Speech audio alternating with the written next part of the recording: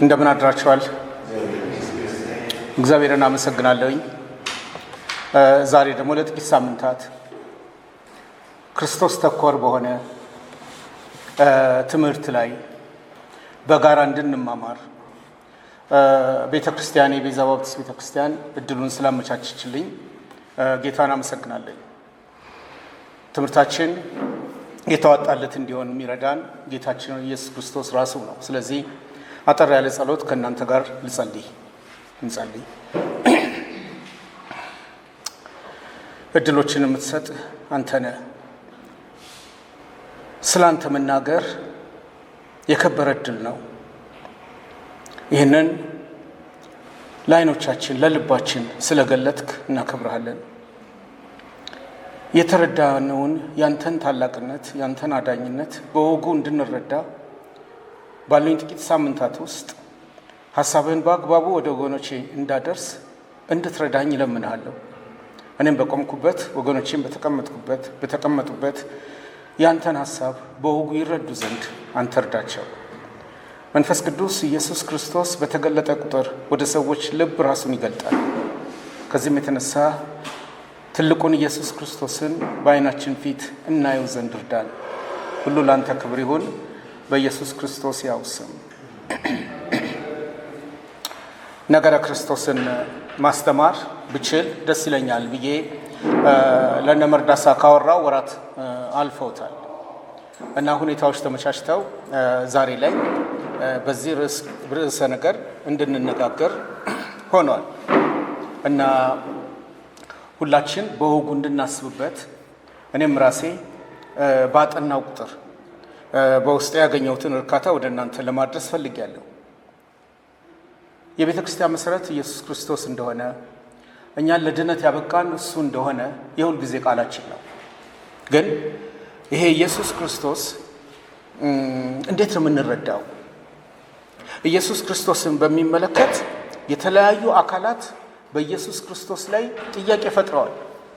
የተለያዩ አካላት ለምሳሌ አጋንንቶቹ ኢየሱስ ሆይ የእግዚአብሔር ልጅ ካንተ ጋር ምን አለን? ጊዜው ሳይደርስ ልታሰቃየን ወደዚህ መጣህን? ብለው ጠይቀውታል። አጋንንቶች ይሄን መሰረታዊ ጥያቄ ጠይቀዋል። በማቴዎስ ወንጌል ምዕራፍ 8 ቁጥር 29 ላይ ምን አገባቸው? ለምን ይሄን መጠየቅ አስፈለጋቸው? ኢየሱስና እነሱ ያላቸው ግንኙነት ምን ነበር? ጥያቄው የሚጭርብን ሐሳብ ነው። አጋንንቶች ብቻ አይደሉም በኢየሱስ ክርስቶስ ላይ ጥያቄን የጠየቁት፣ የገዛ ደቀ መዛሙርቱ ይከተሉት የነበሩት። እንግዲህ ነፋስም ባህርም የሚታዘዙለት ይህ ማን ነው ብለው ጽኑ ጥያቄ እርስ በርሳቸው ተጠያይቀዋል። ይህን በማርቆስ ወንጌል ምዕራፍ 4 ቁጥር 41 ላይ ነው የምናገኘው። ነፋስም ባህርም የሚታዘዙለት ይሄ ሰውዬ ማን ነው? አጋንንቶች ብቻ አይደሉም፣ ደቀ መዛሙርት ብቻ አይደሉም። ራሱ ኢየሱስ ክርስቶስ ራሱን በሚመለከት ጥያቄ ወደ ሰዎች አድርሷል። ራሱ ባለጉዳዩ ባለቤቱ ሕዝቡ እኔ ማን እንደሆንኩ ይላሉ ብሎ ምላሾች ከሰማ በኋላ እናንተስ እኔ ማን እንደሆንኩ ትላላችሁ የሚል ጥያቄ ጠይቋል። ራሱ ኢየሱስ ክርስቶስ ነው ጥያቄውን ያቀረበው። እናንተስ እኔ ማን እንደሆንኩ ትላላችሁ? እየተጠየቁ ያሉት ጥያቄዎች ትኩረት የሚያደርጉት ጌታችን ኢየሱስ ክርስቶስ ላይ ነው። በቂ መልስ የሚፈልጉ ናቸው። የጠራ መልስ የሚፈልጉ ናቸው። በዮሐንስ ወንጌል ምዕራፍ 10 ቁጥር 24 ላይ እስከ መቼ ድረስ በጥርጣሬ ታቆየናለህ? አንተ ክርስቶስ እንደሆንክ ገልጠህ ንገረን። አንካሳ ሆኖ ቁርጡን ሳያውቁ እሱን እየተከተሉ ካሉት መካከል የተነሳ ጥያቄ ነው። እስከ መቼ ድረስ በጥርጣሬ ታቆየናለህ? እርግጡን ሳይዙ እንደ መቆየት ከንቱ ነገር የለም። አንተ ክርስቶስ እንደሆንክ ገልጠህ ንገረን። ይህን በዮሐንስ ወንጌል ምዕራፍ 10 ቁጥር 24 ላይ ነው የምታገኙት። በሐዋርያት ሥራ ላይ ጌታ ሆይ ማነህ ብሎ የጠየቀውን ጠያቂ ታውቁታላችሁ። በሐዋርያት ሥራ ምዕራፍ 9 ቁጥር 5 ላይ ነው ያለው። ጌታ ሆይ ማነህ? የተለያዩ አካላት ክርስቶስ ላይ ጥያቄ ኖራቸው መልስ ከናፈቁ ለነዚህ አካላት የተሰጡ ምላሾች ለኛ የሚበጀን እስከምን ድረስ ነው የሚለውን በተከታታይ ለማየት ፈልጋለሁ። የተለያዩ መጽሐፎችን ነው የምጠቀመው። መጽሐፍቱን እናንተ ራሳችሁ ብትፈልጓቸው ልታገኟቸው የምትችሏቸውን መጽሐፎች እጠቀማለሁ። አንደኛው ማከብራቸው ትልቁ ሰው ትምህርተ ክርስቶስን የጻፉት ቄስ ኮሊን ማንስል የጻፉትን መጽሐፍ ነው። በቤተ ክርስቲያናችን ላይብረሪም እንዳለ እርግጠኛ ነኝ። በ1999 ዓመተ ምህረት እንደ ኢትዮጵያ አቆጣጠር ታትሞ ለንባብ የበቃ ነው። ጥልቅ እውነቶችን ስለ ክርስቶስ የገለጠ መጽሐፍ ነው። እኔ በተረዳሁት ልክ ቄስ ኮሊን ማንስል ኢትዮጵያዊ አይደሉም፣ እንግሊዛዊ ናቸው። ለኢትዮጵያ ኦርቶዶክስ ካላቸው ሸክም የተነሳ ግን ከዓመታት በፊት ወደ ኢትዮጵያ ገብተዋል እና ይህችን ቤተክርስቲያን ያገለገሉት እና 3 መጽሐፎች ዋና መጽሐፎችን ጽፈዋል። ትምህርተ እግዚአብሔር፣ ትምህርተ ክርስቶስ፣ ትምህርተ መንፈስ ቅዱስ ድንቅ ስራዎች ናቸው። ከዛ ውስጥ ትምህርተ ክርስቶስ ላይ የጻፉትን መጽሐፍ በአብዛኛው ለመጠቀም ሞክራለሁ። ልናነበው እንችላለን ማለት ነው። ቄስ ኮሊን ማንስል ሰለሞን በለጠ ሶቨርኒቲ ኦፍ ጋድ የሚለውን ፒንክ የጻፈውን መጽሐፍ ተርጉሞ ከጨረሰ በኋላ ኤዲት ያደረጉ ሰው ናቸው። አማርኛ የሚያውቁ ሊቅ፣ የጎንደርኛም የጎጃምኛም አማርኛ የሚናገሩ ምርጥ ሰው። እሳቸው የጻፉትን መጽሐፍ እጠቀማለሁ። ነገረ ክርስቶስንም እጠቀማለሁ። ነገረ ክርስቶስ በመሪጌታ ሰረቀ ብርሃን ዘወንጌል የተጻፈ ነው በ2014 እሱ መጽሐፍ ገበያ ላይ ይገኛል። ነገረ ክርስቶስ በመሪጌታ ሰረቀ ብርሃን ዘወንጌል የተጻፈው የኦርቶዶክስን አጠቃላይ ስለ መለኮት የተረዱ ጉምቱ ሰው ያዘጋጁት ጽሑፍ ነው እና እያነበብኩ ባለው እየረካውበት ሄዳለሁ። አለማወቄን አውቃለሁ። እሱንም እናንተ በሚቀጥሉት ሳምንታት ይሄን ትምህርት ስንማር ፈልጋችሁ ብታገኙት ጥሩ ነው ብዬ አስባለሁ። ወዳጃችን ጳውሎስ ፈቃደ የእግዚአብሔር ልጅ ብሎ ጽፏል። በቀለጠፈ አማርኛ፣ በሚነበብ አማርኛ፣ በጥሩ አማርኛ ያሰናዳው ነው።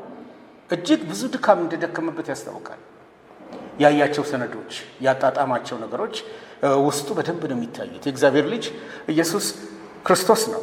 የጳውሎስ ፈቃደ መጽሐፍ ነው። በመሰረተ ክርስቶስ ቤተክርስቲያን ይመስለኛል፣ እርግጠኛ አይደለሁም፣ መጋቢ የሆነው ተሾመ ዳምጠው ኢየሱስ ማን ነው መገለጥ የሚጠይቅ ዕውቀት ብሎ መጽሐፍ ጽፏል።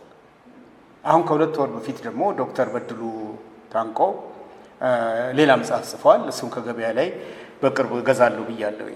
ሁሉም በአማርኛ የተጻፉ ናቸው። ሁሉም የሚገቡ ናቸው። ሁሉም ማዕከልን ያደረጉት ኢየሱስ ክርስቶስን ነው። ስለዚህ ልናገኛቸው የቻልናቸው መጽሐፎች እኛው ራሳችን ፈልገን ይሄ ክፍለ ጊዜው በጣም ውጤታማ እንዲሆን ብንተጋገዝ ጥሩ ነው የሚል ምክር አለኝ። ፓስካል የሚባል ጸሐፊ የሥነ መለኮት ሊቅ እንዲህ ብሎ ነበር። እግዚአብሔርን በኢየሱስ ክርስቶስ በኩል ብቻ ማወቅ ሳይሆን፣ በደንብ ስሙኝ፣ እግዚአብሔርን በኢየሱስ ክርስቶስ በኩል ብቻ ማወቅ ሳይሆን ራሳችንንም የምናውቀው በኢየሱስ ክርስቶስ በኩል ብቻ ነው። ራሳችንንም የምናውቀው በኢየሱስ ክርስቶስ በኩል ብቻ ነው። ሕይወትንና ሞትንም የምናውቀው በኢየሱስ ክርስቶስ ብቻ ነው።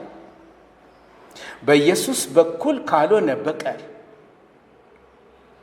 የሕይወታችንንም ሆነ የሞታችንን ምስጢር የራሳችንንም ሆነ የእግዚአብሔርን ማንነት ለማወቅ ፈጽሞ አንችልም ነው ያለው።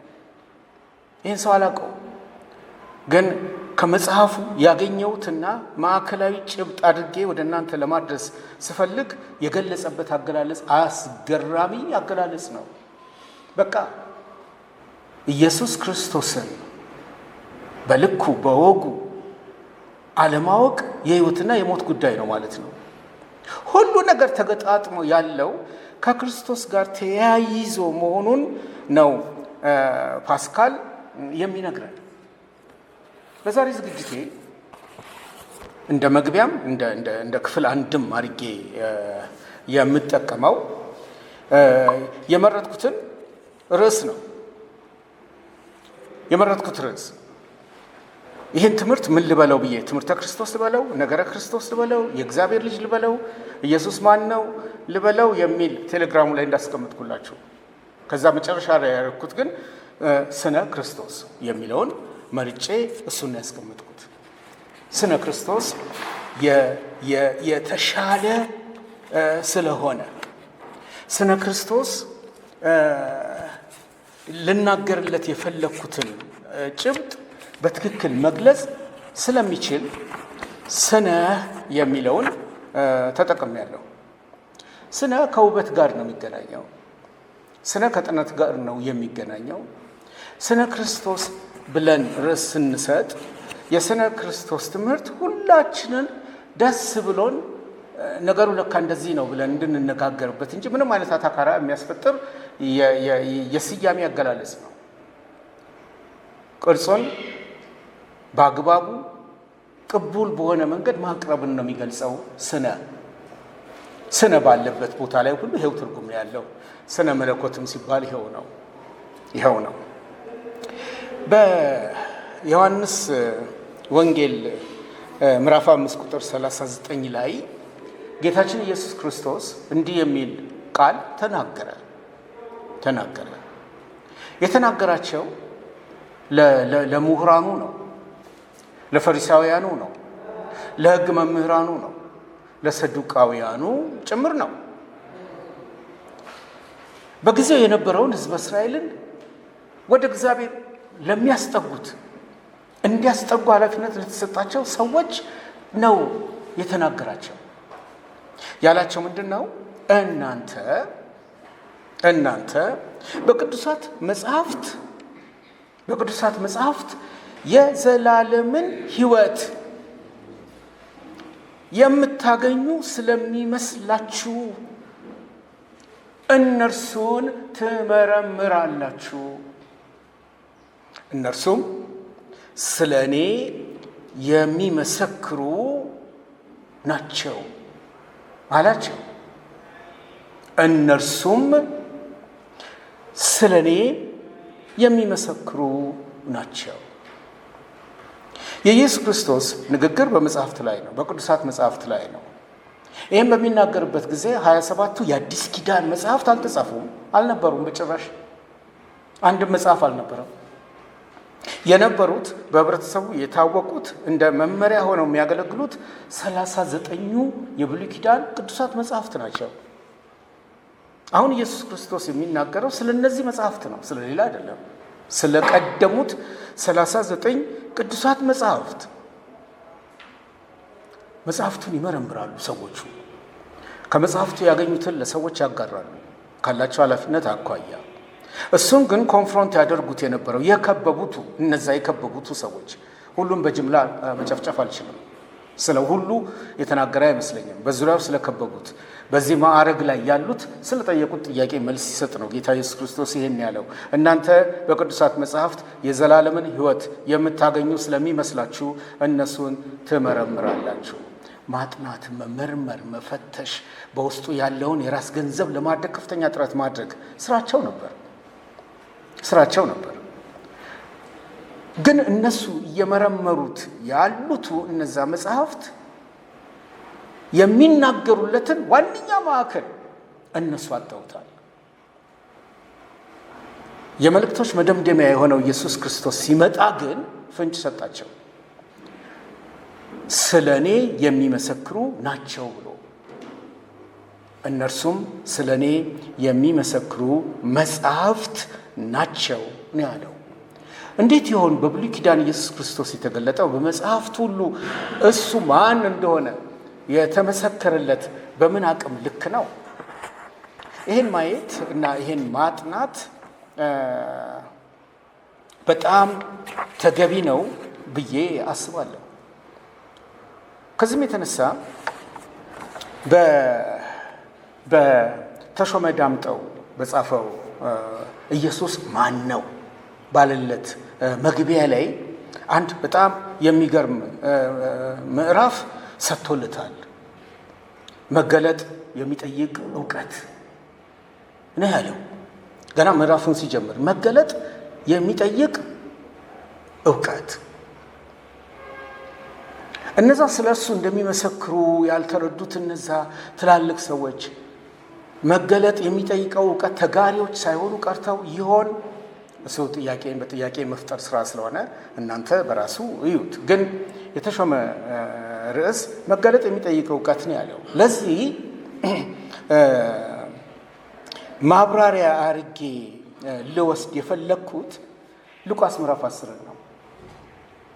አሁንም ራሱ ኢየሱስ ክርስቶስን ነው ማመጣው እዚህ ቦታ ላይ። ኢየሱስ ክርስቶስ አንድ አስገራሚ ነገር በሆነ ጊዜ በዙሪያው ያሉትን የተናገራቸው 12 ደቀ መዛሙርት ብቻ አይደለም ኢየሱስ ክርስቶስ ያሉት፣ ሌላም 70 ደቀ መዛሙርት ነበሩት። 70 ደቀ መዛሙርት፣ 70ዎቹንም ደቀ መዛሙርት አሰማርቷቸዋል። ሉቃስ ጥንቁቁ ጸሐፊ ሲነግረን በሉቃስ 10:1 ላይ ከዚህም በኋላ ጌታ ሌሎቹን 70 ሾመ ነው የሚለው። ኃላፊነት ሰጠ ማለት ነው። ሾመ 2 አድርጎ ሊሄድበት ወዳለው ከተማ እና ስፍራ ሁሉ በፊቱ ላካቸው። እሱ ሊሄድበት ወደ ነበረው ስፍራዎች 2 አድርጎ ላካቸው። መልእክተኞች ሄዱ፣ ትእዛዙንም ፈጸሙ። ተልኳቸውን አድርሰው ሲመለሱ ግን በታላቅ ደስታ ውስጥ ነበሩ። በሙሉ ደስታ ውስጥ ነበሩ። እርካታ የግላቸው ሀብት ሆኖላቸው ነበረ። ሰባዎቹ በደስታ ተሞልተው ጌታ ሆይ አጋንንትስ እንኳ በስምህ ተገዝተውልናል አሉት። አጋንንትስ እንኳ በስምህ ተገዝተውልናል አሉት። በስሙ አጋንንቶች መገዛታቸው ለተላኩት 70 ደቀ መዛሙርት አስገራሚ ክስተት ነበር። ብዙ ነገር ነግረውታል። አንዷን ብቻ ነው መዝጄ አጋንንትስ እንኳ በስምህ ተገዝተውልናል አሉት የሚለውን ያመጣሁት። ጌታ ግን መናፍስት ስለተገዙላችሁ በዚህ ደስ አይበላችሁ፣ ስማችሁ ግን በሰማያት ስለተጻፈ ደስ ይበላችሁ አለ። ይሄን ካለ በኋላ ግን ጌታ በታላቅ ሐሴት ውስጥ ገባ። እሱ ራሱ ይሄን ከነገራቸው በኋላ ራሱ ኢየሱስ ክርስቶስ በታላቅ ሐሴት ውስጥ ያውም በመንፈስ ቅዱስ ሐሴት ውስጥ ራሱን አገኘው። ካገኘው በኋላ ያለውን ስሙኝ። በዛን ጊዜ ኢየሱስ በመንፈስ ቅዱስ ሐሴት አደረገና የሰማይና የምድር ጌታ አባት ሆይ ይህንን ከጥበበኞችና ከአስተዋዮች ሰውረ ለሕፃናት ስለገለጥክላቸው አመሰግንሃለሁ። አደልቶችና ጎልማሶች ናቸው ተልከው የመጡት፣ የእኛ ብጤ ሰዎች ናቸው ሰባዎቹ። ግን እነሱን ይነግራቸዋል። ከጥበበኞችና ከአስተዋዮች ሰውረ ለሕፃናት ስለገለጥክላቸው አመሰግንሃለሁ። አዎን አባት ሆይ ፈቃድህ በፊትህ እንዲህ ሆኗል። ሉቃስ 10:21-22 ያለውን ነው ማነበው። አዎን አባት ሆይ ፈቃድህ በፊትህ እንዲህ ሆኗል።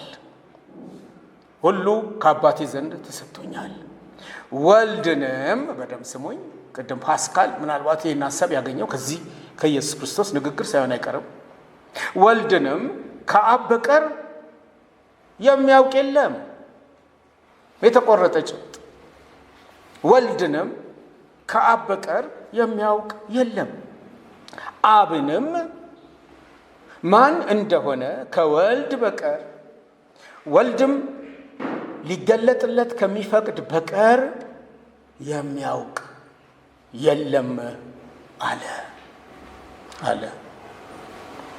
ይህን ኢየሱስ ክርስቶስን ነው በእነዚህ ጥቂት ሳምንታት ውስጥ እሱነቱን ለመረዳት አብረን የቆይታ ጊዜ የምንወስደው። ኢየሱስ ማን እንደሆነ አብ ካልገለጠለት በቀር በራስ ፍለጋ ጥረትና ምርምር ማወቅ የሚችል ማንም ሰው የለም።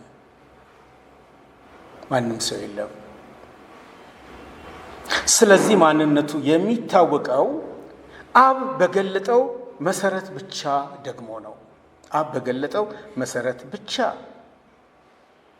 ጌታ ኢየሱስ እኔ ማን እንደሆንኩ ትላላችሁ ብሎ ደቀ መዛሙርቱን በጠየቀ ጊዜ ሁላችንም የምናውቀው ክፍል ነው። በጠየቀ ጊዜ አንተ ክርስቶስ የእግዚአብሔር ልጅ ነህ ነበር ጴጥሮስ ያለው። ቅድም ያልኩት ንባብና ከሰባዎቹ የተገናኘው እና ይሄ መቼቱ የተለያየ ነው። ሴቲንጉ የተለያየ ነው። የተለያየ ቦታ የተለያየ ጊዜ የሆነ ነው። መግቢያ ላይ ካነሷቸው ጥያቄዎች ውስጥ አንዱ ኢየሱስ ክርስቶስ የጠየቀው ጥያቄ መልስ ሲያገኝ ልክ ቅድም በሐሴት ተሞልቶ እንደነበረ በመንፈስ ቅዱስ አሁንም ኢየሱስ ክርስቶስ በታላቅ እርካታና እፎይታ ውስጥ የሆነበትን መልስ አገኘ። ጴጥሮስ መልስ ሰጠ። አንተ ክርስቶስ የእግዚአብሔር ልጅ ነህ አለው። ይህንን ክፍል ብዙ ጊዜ ሳናብራራው በመገረም ተሞልተን ብቻ ሰባኪያን ይሆን አስተማሪም ይሆን ገረፍ አድርገን ነው የምናልፈው። ይሄ መልስ ግን ጌታችን ኢየሱስ ክርስቶስን አርክቶታል። ያለውን ስሙ። በሰማይ ያለው አባቴ እንጂ ስጋና ደም ይህን አልገለጠልህምና ብፁዕ ነህ ነው ያለው። እግዚአብሔር አብ ካልገለጠ በቀር በልሙጥ እውቀት የማይገኝ የማንረዳው ኢየሱስ ክርስቶስን ለጥቂት ሳምንታት አብረን እንድናይ ሆኗል። ይህን ኮርስ ለማስተማር እኔ ራሴ የጠየቅኩት ባነበብኩ ቁጥር ባየው ቁጥር አለማወቄን ስለተረዳው ወደ ክርስቶስ የመጠጋቴ ልክ ገና መሆኑን ስለተረዳው በተረዳው ቁጥር ወደ እግዚአብሔር በቀረብ ቁጥር ላገኘው የምችለው ድል ተጨማሪ ሆኖ በሕይወቴ በማየቴ ስለዚህ ይሄን ክርስቶስን እኛ አድማጮች የቤዛ ባፕቲስት ቤተክርስቲያን አባላት ኢየሱስ ማን ነው የሚል ጥያቄ ሲገጥመን ልናፍታታ የምንችልበት ማብራሪያዎቻችን ከኛ ጋር የተዋሃዱት በእውኑ እሱን የሚገልጡት ናቸው ወይስ ሌላ ኢየሱስ የሚገልጡ ይሆኑ? ይህን ለመረዳት እንድንችል ነው ዛሬ በፊታችሁ የተገኘሁት። የኢየሱስን ማንነት መግለጥ ያስፈልገው ከእርሱ በቀር የወልድን ማለትም የኢየሱስን ማንነት የሚያውቅ ማንም ስለሌለ መሆኑን ልብ በሉልኝ። ኢየሱስ ክርስቶስ የእግዚአብሔር ልጅ መሆኑ የተገለጠው በእግዚአብሔር አብ መሆኑን ግምት ውስጥ እንክተት። እግዚአብሔር አብ በእርሱ ደስ የሚለኝ የምወደው ልጄ ይህ ነው በማለት የመሰከረለትን እሱን ለናጠና የተዘጋጀን መሆኑን ልብ እንበል። እግዚአብሔር አብ ወይም መንፈስ ቅዱስ ብዬ ስናገር እናንተ የሥላሴ ምስጢር በራሳችሁ እያጋመዳችሁ ልብ በሉ። ስለ ኢየሱስ ክርስቶስ ስንነጋገር እግዚአብሔር አብንም እግዚአብሔር መንፈስ ቅዱስንም በምን አይነት ግጥምጥሞሽ እየተረዳን እንደሆነ እናንተ ልብ በሉ የምወደው ልጄ ይህ ነው ብሎ የመሰከረለት በማቴዎስ ወንጌል ምዕራፍ 17 ቁጥር 5 ላይ ሆኖ ሳለ በዛው ክፍል ላይ ወርዳችሁ ስታዩ ወይም ስታነቡ ጴጥሮስ ብቻውን ሳይሆን ከሁለት ወዳጆቹ ጋር ሆኖ ከኢየሱስ ጋር ይታያል። ከኢየሱስ ጋር አብረው ሲጓዙ ይገኛል። ኢየሱስ ጴጥሮስን፣ ያዕቆብን፣ ዮሐንስን ይዞ በተራራ ላይ እየጸለየ ይታያል እና በዛ ቦታ ላይ ሙሴና ኤልያስም መገለጣቸው ግልጥ ሆኖ ይነበባል። ይህንን ያስተዋለው ጴጥሮስ እንዲህ ብሎ ተናገረ። ጌታ ሆይ በዚህ መሆን ለእኛ መልካም ነው። ብትወድስ በዚህ 3 ዳስ፣ አንዱን ላንተ፣ አንዱን ለሙሴ፣ አንዱን ለኤልያስ እንስራ አለ። እሱም ገና ሲናገር እነሆ ብሩህ ደመና ጋረዳቸው። እነሆም ከደመናው በእርሱ ደስ የሚለኝ የምወደው ልጄ ይህ ነው፣ እሱን ስሙት የሚል ድምፅ መጣ። ይሄ በአንድ ሴቲንግ ላይ ይከናወን የነበረ ጭብጥ 27ቱን ቅዱሳት መጽሐፍት ከጻፉልን በአንዱ ሰው የዚህ እውነት ምንነት ዳግመኛ ተጽፈዋል። 3ቱ ሰዎች ጴጥሮስ፣ ያዕቆብና ዮሐንስ ናቸው። ዮሐንስ እና ያዕቆብ ሳይሆኑ ጴጥሮስ በሁለተኛ ጴጥሮስ መልእክቱ ላይ ይህን ወደ ኋላ ተመልሶ አስታወሰ። ከዛ በኋላ 3ቱን እንደ አንድ ሰው አድርጎ እኛ ምስክር ነን የሚል መረጃ በሁለተኛ ጴጥሮስ ላይ ጻፈ። ኢየሱስን የሚከተሉበት ምክንያት የቤተ ክርስቲያን ታሪክ እንደሚነግረን እነዚህ 3ቱ ሰዎች የተሰዉበትም መንገድ አጨናናቂ ቢሆንም ፈቅደው ለመሰዋታቸው ምክንያት የሆነላቸው የተገለጠው ኢየሱስ በሕይወታቸው እንዴት ሰርቶ እንደነበረ በሁለተኛ ጴጥሮስ ምዕራፍ 1 ላይ አስገራሚ ምላሽ አድርጎ ጻፈ። ቁጥር 16 ላይ ጴጥሮስ ነው ይሄን የሚናገረው። ምን ይላል? የእርሱን ግርማ አይተን እንጂ በብልሃት የተፈጠረውን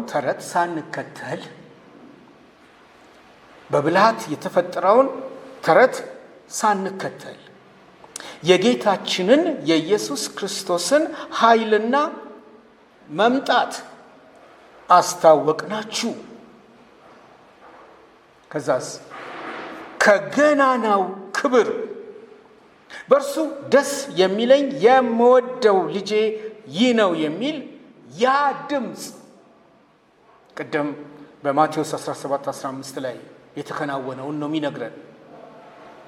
ከገናናው ክብር በእርሱ ደስ የሚለኝ የምወደው ልጄ ይህ ነው የሚል ያ ድምፅ በመጣለት ጊዜ ከእግዚአብሔር አብ ክብርንና ምስጋናን ተቀብሏልና እኛም በቅዱሱ ተራራ ከእርሱ ጋር ሳለን ይህን ድምፅ ከሰማይ ሲወርድ ሰማን። እኩል ነው የተረዱት፣ እኩል ነው የሰሙት፣ በቋንቋቸው ነው የደረሰው። በእርሱ ደስ የሚለኝ የምወደው ልጄ ይህ ነው የሚለው መልእክት ለጴጥሮስም በጣም ግልጥ ነው፣ ለያዕቆብም በጣም ግልጥ ነው፣ ለዮሐንስም በጣም ግልጥ ነው። እኛ ሰማን ነው የሚለው። እያጠናን አብረን ልንቆይ ጥቂት ሳምንት የምንፈጀው ስለዚህ በክብር ስለተሞላው ስለ ኢየሱስ ክርስቶስ ነው ማለት ነው። ራሳችንን በወጉ ማሰናዳት ይኖርብናል ብዬ ስለማስብ ነው።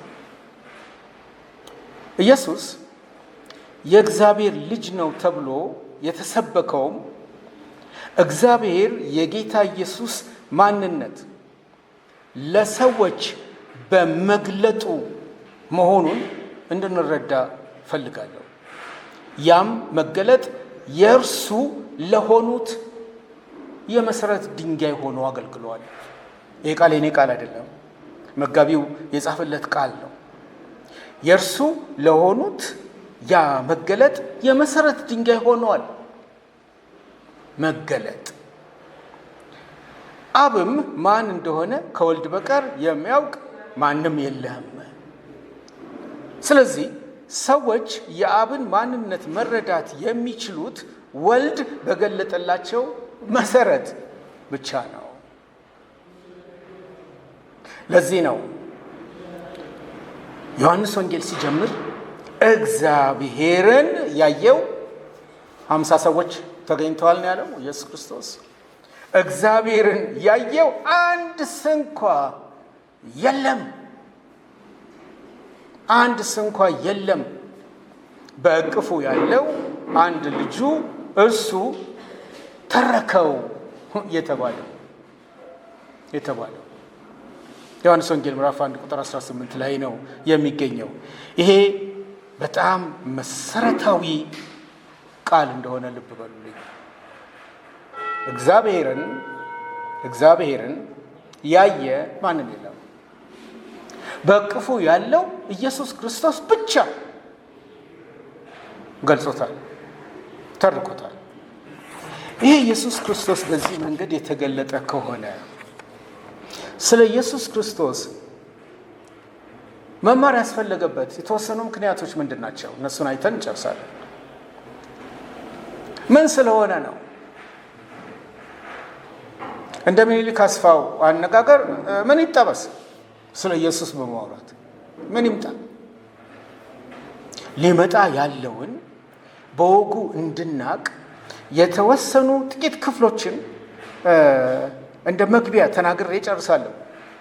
ስለ ኢየሱስ ክርስቶስ ስለ ክርስቶስ ብለን ለመማር ምክንያት ከሚሆኑን ነገሮች ውስጥ አንደኛው እግዚአብሔር ሁሉን ነገር የፈጠረው በእርሱ በኩል ስለሆነ ነው። እንደው ምክንያት እናምጣ ብለን ብንል ሁሉን ነገር የፈጠረው እግዚአብሔር በኢየሱስ ክርስቶስ በኩል ነው። ስለ 6 ቀኑ የፍጥረት ታሪክ ሁሉ አስቡ። ሁሉ ነገር ወደ ህልውና የመጣው ሁሉ ነገር የተፈጠረው በኢየሱስ ክርስቶስ አማካኝነት ነው። የእግዚአብሔር ቃል በዮሐንስ 1 ላይ ሁሉ በእርሱ ሆነ፣ ከሆነውም አንዳች ስንኳ ያለ እርሱ አልሆነም ነው የሚለው። ሁሉ በእርሱ ስለሆነው ስለ ኢየሱስ ክርስቶስ ነው የምንማማረው። ቆላስያስ ላይ የሚታዩትና የማይታዩትም ዙፋናት ቢሆኑ ጌትነት ወይም አለቅነት ወይም ስልጣናት በሰማይና በምድር ያሉት ሁሉ በእርሱ ተፈጥረዋል። ይህን ኢየሱስ ክርስቶስን ለመረዳት በምናደርገው ጥረት ውስጥ በተፈጠሩት ፍጥረታት በሚታዩት በማይታዩት ሁሉ ውስጥ ምክንያቱ ኢየሱስ መሆኑን ማወቅ እንኳን ዳግም ለተወለደ ላማኞች ለማያምነው ማህበረሰብ እንኳን አስገራሚ መልስ ነው የሚሆነው። አንዱ ምክንያት ይሄ ነው።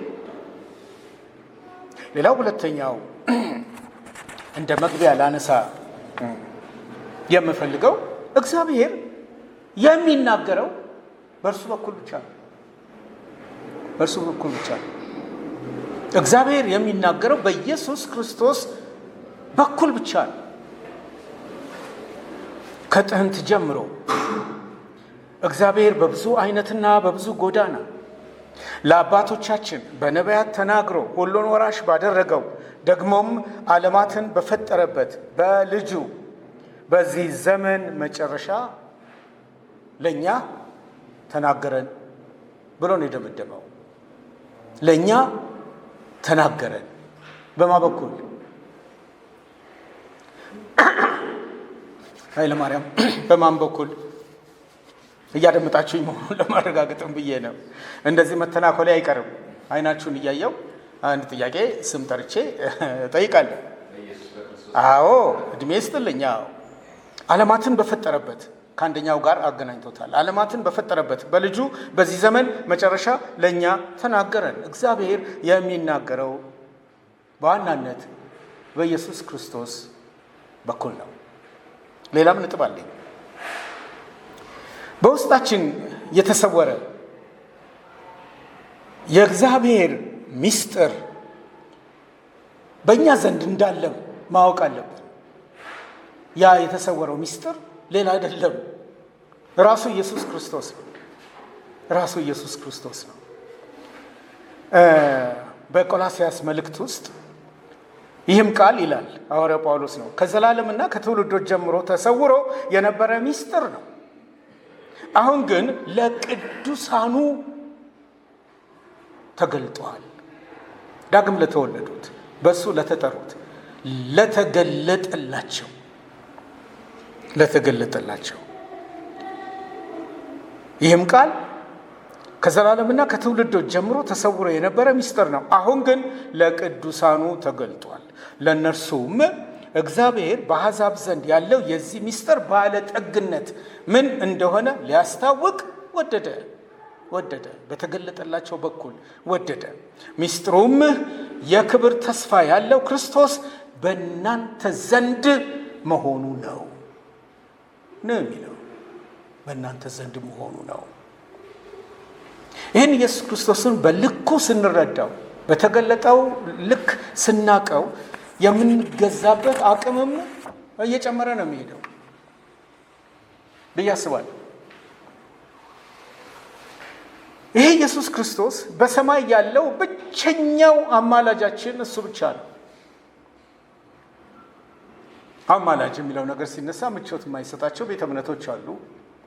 የመጽሐፍ ቅዱስ አረዳድ ስልት ሊሆን ይችላል። ተቋምን በራስ ይዞ የማጽናትና የመለያ አቅጣጫ ሆኖ ሊሆን ይችላል። ለማንኛውም ግን እውነቱ ይሄ ነው። በሰማይ ያለው ብቸኛው አማላጃችን እሱ ብቻ ነው። እሱ ብቻ ነው። እነርሱ እንዳይኖሩ ሞት ስለከለከላቸው ካህናት የሆኑት ብዙ ናቸው። እርሱ ግን ለዘላለም የሚኖር ስለሆነ የማይለወጥ ክህነት አለው።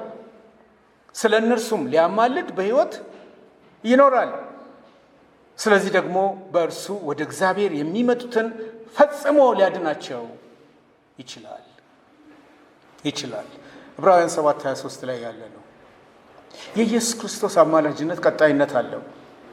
አንዳንድ የሥነ መለኮት አስተማሪዎችና አመለካከት ያላቸው ኢየሱስ ክርስቶስ አርጎ በአብ ቀኝ ከተቀመጠ በኋላ ወደ ቀድሞ ማዕረጉ ስለተመለሰ የማማለድ ስራውን አቁሟል ብለው የሚያስተምሩ አሉ። እነሱ በራሳቸው ትንታኔ የራሳቸውን አቅጣጫ የያዙበት። ግን ስለ ክርስቶስ ስንማር የተገለጠው የሚነበበው ፍልስፍና የማይጠይቀው ጭብጥ አንዱ ይሄ ነው። በሰማይ ያለው ብቸኛው አማላጅ እሱ ነው። ይህን የመሰሉ ወደ 20 ወደ 25 ነጥቦችን ማንሳት ይቻላል። ሰዓቱ ግን እየሄደ እንደሆነ ልብ ብያለሁ። 2 ነጥቦችን ብቻ ጨምሬ ሀሳብና አስተያየቶች እንድትሰጡ ለእናንተ አደርጋለሁ።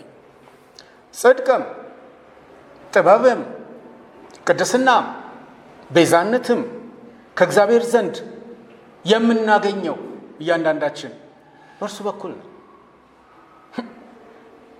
በኩል ነው። እነዚህ ትላልቅ የሥነ መለኮት ትንታኔ የሚጠይቁ ቃላት ናቸው አሁን ያነሳሁት። እኛ ስንፈላሰምባቸው እየሰፉ እያደጉ ሌላ መልክና ቅርጽ ሊይዙ ይችሉ ይሆናል። እንደወረደ የምናነበው ግን ጽድቅም፣ ጥበብም፣ ቅድስናም፣ ቤዛነትም ከእግዚአብሔር ዘንድ የምናገኘው በኢየሱስ ክርስቶስ በኩል ብቻ ነው። ይህን ክፍል በአንደኛ ቆሮንቶስ ምዕራፍ 1 ላይ ታገኙታላችሁ። የሚመካ በእግዚአብሔር ይመካ ተብሎ እንደተጻፈው ይሆን ዘንድ ከእግዚአብሔር ዘንድ ጥበብና ጽድቅ፣ ቅድስናም ቤዛነትም በተደረገልን በክርስቶስ ኢየሱስ የሆናችሁ ከእርሱ ነው የሚለን አንደኛ ቆሮንቶስ ምዕራፍ 1 ቁጥር 30 ላይ። ሌላው ወገኖቼ ስለ ኢየሱስ ክርስቶስ ስለ ክርስቶስ ብለን እንድናጠና ከሚያስፈልግበት ነገሮች ውስጥ ሌላኛው ነጥብ እግዚአብሔር ፍቅሩን የገለጠው በእርሱ በኩል ብቻ ነው። ከሰው ልጅ ጋር በተገናኘ ያለውን ፍቅሩን የገለጠው ፍቅር ምንድን ነው የሚለውንም ትርጓሜ ያገኘ ነው። እግዚአብሔር ፍቅሩን የገለጠው በእሱ አማካኝነት ስለሆነ ነው። ይሄ እንዴት ሊሆን እንደቻለና እንዴት ተግባራዊ እንደሆነ ማወቅ እንዴት ይጠቅማል። በአንደኛ ዮሐንስ ምዕራፍ 4 ላይ በዚህ የእግዚአብሔር ፍቅር በእኛ ዘንድ ተገለጠ፣ በእርሱ በኩል በሕይወት እንኖር ዘንድ እግዚአብሔር አንድ ልጁን ወደ ዓለም ልኮታል ነው የሚለው። ሌላ ለፍቅር ማብራሪያ ማምጣት ፈጽሞ አይቻልም። እግዚአብሔር ፍቅሩን የገለጠው በኢየሱስ ክርስቶስ ብቻ ስለሆነ ይቺ ብቻ የምትለዋ ሆን ብዬ ነው ውስጡ ማካተተው። የላቀው ኢየሱስ ክርስቶስ በስነ ክርስቶስ ትምህርታችን ውስጥ ቅድም ያነሳውላችሁ የእግዚአብሔር ሰዎች በምናውቀው ቋንቋ በጻፉት መጽሐፍት ውስጥ ስትፈትሹ መጥምቁ ዮሐንስ ያለው እውነት በእያንዳንዳችን ሕይወት ውስጥ በእኔም ጭምር እውነት ይሆናል። እሱ ሊልቅ እኔ ደግሞ ላንስ ይገባል የሚለውን። ስለ ኢየሱስ ክርስቶስ ግን ያለን እውቀት ሽራፊ ከሆነ ሁሉም የሚናገራቸው ቅንጭብጫቢ ጭብጦች ከሆኑ ሙሉ ምስል ወደኛ ካልደረሰ እንዲደርስም ራሳችንን ካልሰጠን ለእግዚአብሔር የምንሰጠው የአምልኮ ክብርና የመኖር ዘዬ ይለያል። ስለዚህ በአንድ ጅረት በጋራ ለመፍሰስ የተሰጠንን ተልእኮ በአግባቡ ለመፈጸም እንድንችል ስነ ክርስቶስን ለጥቂት ሳምንታት አብረን እናጠናለን። እንግዲህ በክፍል 1 ይሄ ኢየሱስ ክርስቶስ ማን ነው የሚለው ወይም ስለ ኢየሱስ ክርስቶስ መማር ያስፈለገበት ምክንያት የሚሉትን መተንተን አቆምና በናገረው ጥሩ ነበር ብዬ የምለውን በአረፍተ ነገር ብቻ ተናግሬ ጨርሳለሁ። ጸሎታችን ተሰሚነት የሚያገኘው በሱ በኩል ብቻ ነው። ዮሐንስ 14:13 ግልጽ አድርጎ አስቀምጦታል። ወደ እግዚአብሔር የሚያደርሰው ብቸኛ መንገድ እሱ ብቻ ነው። ዮሐንስ 14:6 አስቀምጦታል። እግዚአብሔር ለዘላለም ፍርድ ወይም ከዘላለም ፍርድ የሚያድነን በእሱ አማካኝነት ነው። ዮሐንስ 3:18 አስቀምጦታል። መንፈስ ቅዱስ በእኛ ቻርልስ ስቴንሊ ጉሮሮው ላይ እንደዚህ ሳንካ ሲበዛበት እንግዲህ አገልግሎቴን ከዚህ በኋላ አቁሜያለሁ ብሏል። የምናገርበት ጉሮሮ ችግር እየፈጠረ ከመጣ ምናልባት ምልክት እየሰጠኝ እንደሆነ አላውቅም። ባያደርግብኝ ጥሩ ነው። 2-3 ጊዜ ብያለኝ። መንፈስ ቅዱስ በእኛ ያደረው በእርሱ ምክንያት ነው። ይህንን ዮሐንስ 7:37 ላይ ታገኛላችሁ። እግዚአብሔርን ማምለክ የምንችለው በእርሱ በኩል ነው። ቆላስይስ 3:17 ላይ ይህን እውነት እናገኛለን። መዳን በሌላ በማንም የለም የሚለውን እውነት የምናረጋግጠው በኢየሱስ ክርስቶስ በኩል ነው። ሐዋርያት ሥራ 4:12 ላይ ይህን እናገኛለን። እርሱን አለማመን ፍርድ መሆኑ በግልጽ ተነግሯል። ይህንንም በዮሐንስ ወንጌል ውስጥ እናገኛለን። በእግዚአብሔር ዘንድ ያለው ጠበቃችን እሱ ነው። ጠበቃችን ቅድም አማላጃችን ብያለው፣ አሁን ደግሞ ጠበቃችን ብያለው። የቃላት ምስስል አለ ብለን የምንሻገረው አይደለም። ጠበቃም የራሱ ማዕረግ አለው፣ አማላጅነትም የራሱ ማዕረግ ነው ያለው። ግን ሁለቱም ኢየሱስ ክርስቶስ ነው። የመለኮት ሙላት የሚኖረው በእርሱ ሰውነት ውስጥ ነው። ወደፊት ካሉት ሳምንታት ውስጥ አንዱ ይሄ በሰፊው እንድንነጋገር ነው የሚያደርገን። ቆላስይስ 2:9 የመለኮት ሙላት የሚኖረው በእርሱ ሰውነት ነው።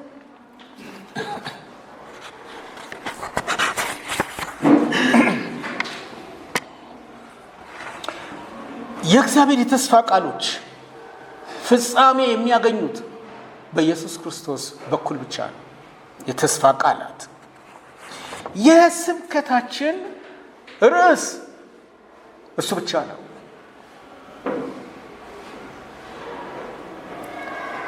ከሱ ውጭ የሰበክናቸው ስብከቶች ሁሉ ሊመዘኑ ነው ማለት ነው።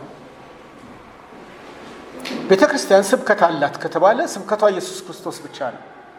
ቤተ ክርስቲያን ትሰብካለች፣ ወንጌልን ታሰራጫለች ከተባለ የስብከቷ ርዕስ ሌላ ሊሆን አይችልም። ምክንያቱም ሁለተኛ ቆሮንቶስ ይህን ነግሮናል። ክርስቶስ ኢየሱስን ጌታ እንደሆነ እንጂ ራሳችንን አንሰብክም በሚል አረጋግጧል።